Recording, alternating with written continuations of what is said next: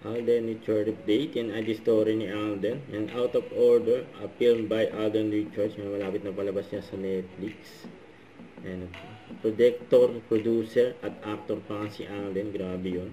Ito, may maswerte pa nga nakakita kay Alden habang nagbabike si Alden. Grabe pa nga yung nag-video eh. Kaya nag-I love you pa nga oh. Kay Alden, grabe yun. Kasi ito yung reaction ni Alden sa pag I love you ni ate, yun o.